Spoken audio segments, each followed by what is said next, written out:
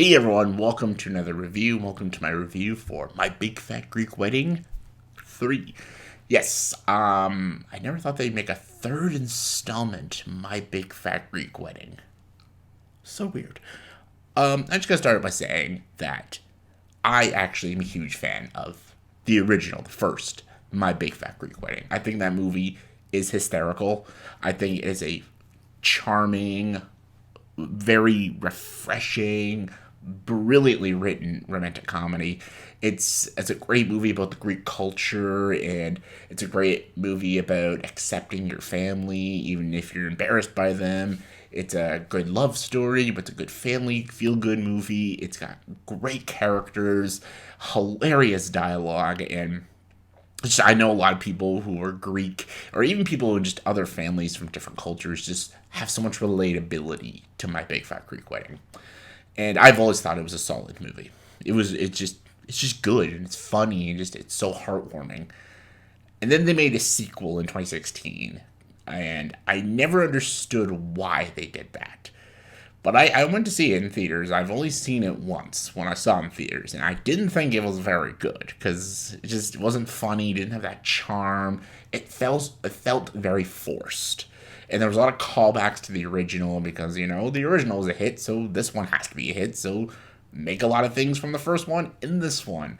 It was a forced movie, and it makes me depressed to say that this one is another forced sequel, and it's even more forced and even less funny, less entertaining, and more predictable, and just downright pointless.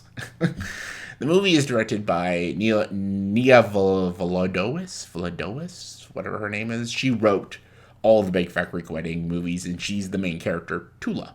She directed this one, and this is them going to Greece. Like the first two films was the Greek family in the United States. Now it's the Greek family going to Greece. They're having a vacation, they're celebrating anniversaries, they're going to a wedding, and then they're dealing with relatives in Greece.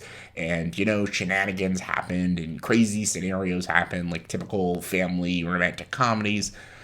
And it's just everything I knew it would be. Everything I was expecting it to be. The jokes, the scenarios, the ending, the twist they put in the movie. Like it's all very, very predictable. And I'm okay if it's predictable and cliched and formulaic. I'm okay with all of that if it's funny, if it's likable, and it's just I'm having fun with these characters, and they're just doing something entertaining. To me, it doesn't do really any of those things. The characters are still fun and likable, and all the actors are doing a pretty good job, and I can tell they're all having fun with the roles, but it's just not that funny. The first film is hysterical. Even the second film, as bad as that movie is, does have its moments that I'm like, okay, that's pretty damn funny. This one didn't really have a lot of laughs for me. Maybe a scene or two, got a couple snickers, but it's not a very funny movie. And it's just not very entertaining. It's kind of dull, and it's just so by the numbers. It's such a movie that you've just seen a million times. It almost feels like a Hallmark movie when I was watching this. I'm like, this is something you see on the Hallmark Channel, or those like Christmas Netflix movies or something like that. It just didn't feel like a real rom com with so much effort and heart and soul put into it like the first film was. I just felt like this movie was made to make a sequel and try to get the last dollars they can out of this, well, trilogy now. Big Fat Greek Wedding trilogy. Never thought I'd see the day.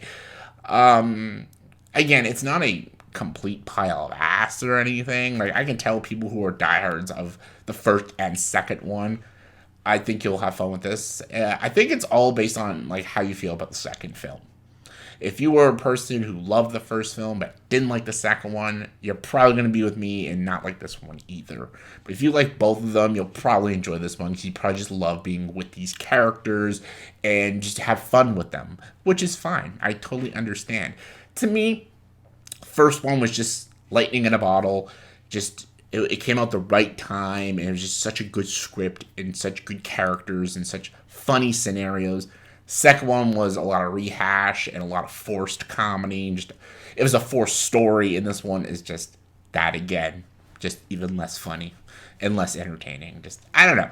I don't want to knock too much on the Greek Wedding because I love the first film so much, but it pains me to watch a third one in this trilogy, and just it's so it's just so lifeless and just not funny or enjoyable to watch. It was 95 minutes of just just blah. It was just a blah movie to me.